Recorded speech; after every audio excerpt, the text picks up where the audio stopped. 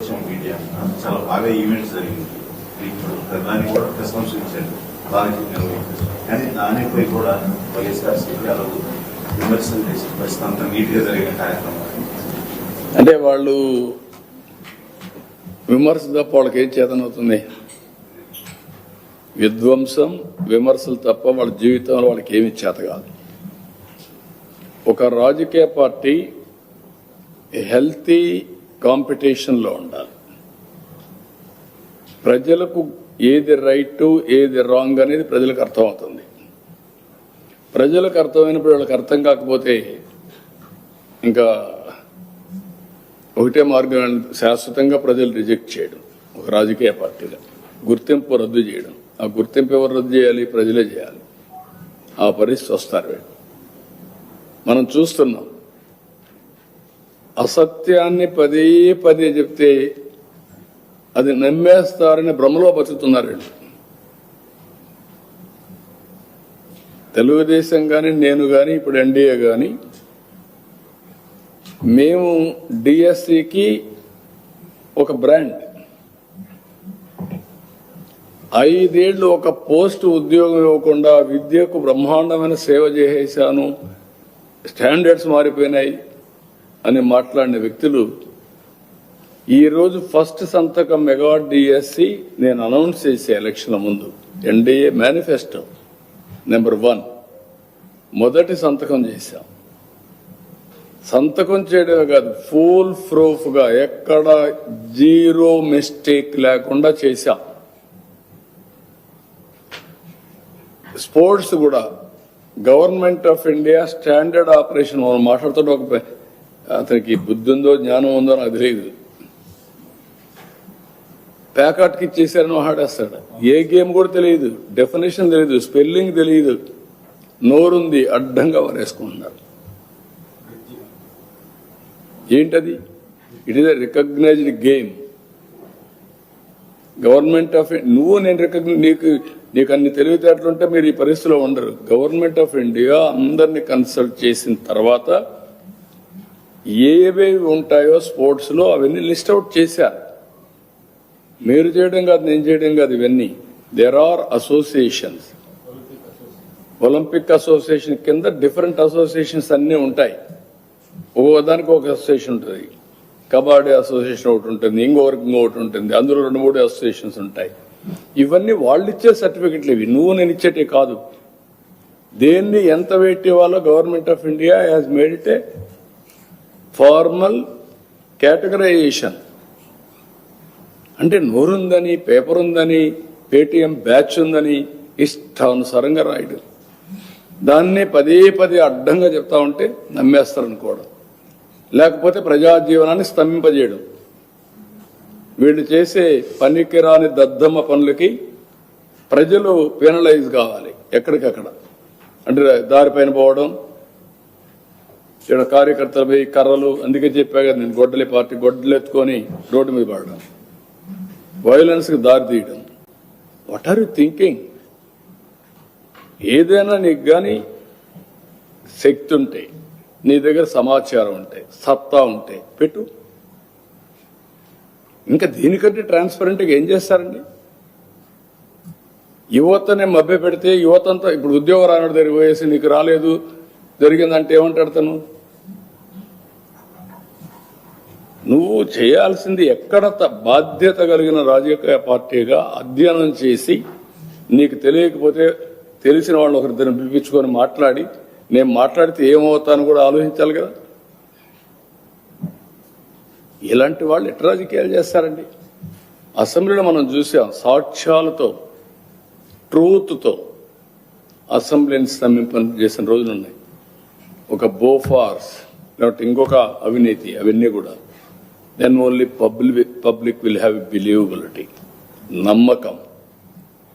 పోగు చేసి గాలి కబుర్లు మాట్లాడి బురజల్లేదే బురద బట్టల పైన వేసి కడుక్కోవాలను, గుడ్డ కాల్చి ముఖాన్ని వేయడం, ఇవి చేసి ఎవడు నమ్మడు.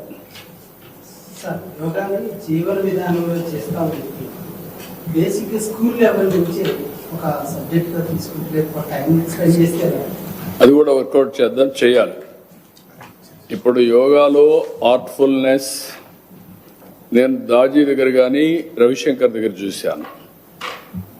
వాళ్ళు ఒక ప్రోగ్రాం కూడా పెట్టారు. ఆ ప్రోగ్రాం స్టూడెంట్స్లో ఫోకస్ చేయడానికి దానికి పేరు కూడా ఏదో పెట్టారు. Very interesting name. నేను నిన్న కూడా రవిశంకర్ దగ్గర నేను చూశాను. అక్కడ ఏం చేశారంటే వాళ్ళు పిల్లలకి మీరు కూర్చొని నన్ను రాయమన్నాడు. నేను రాశాను, Ravishankar is a great yoga promoter అని ఏదో ఒక బోర్డు రాశాను.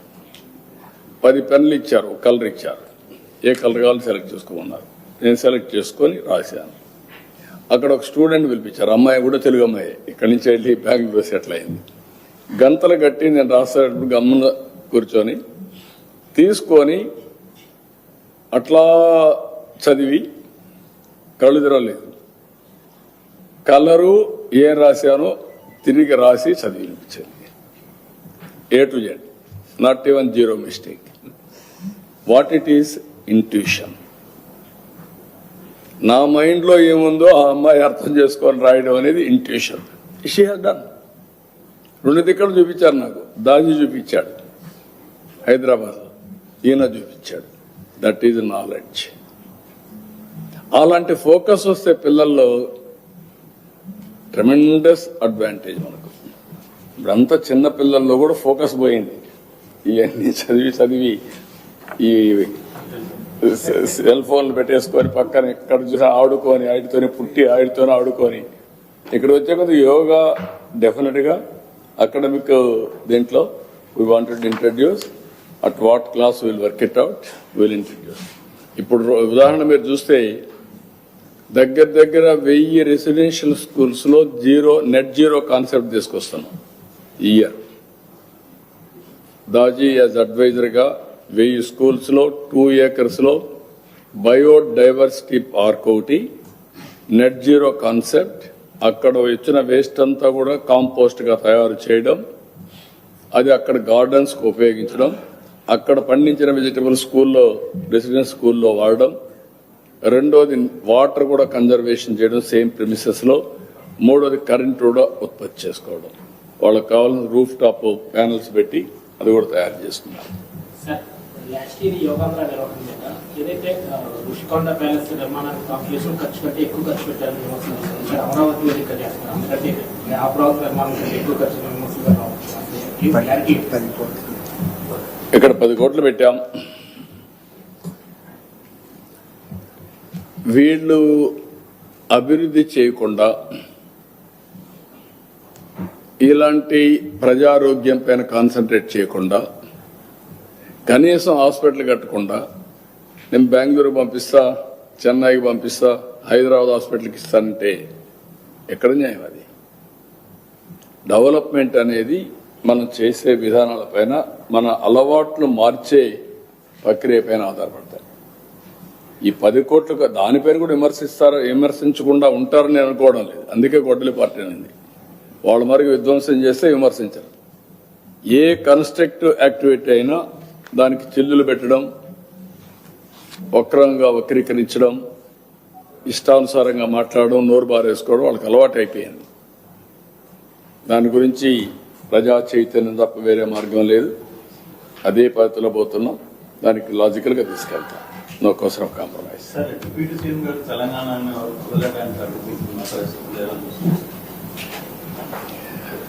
అంటే ఇది కూడా కరెక్ట్ కాదు. ఇప్పుడు నేను తమిళనాడులో పోయి క్యాంపెయిన్ చేయవచ్చా? తమిళనాడుకు శివకుమార్ కూడా వచ్చాడు.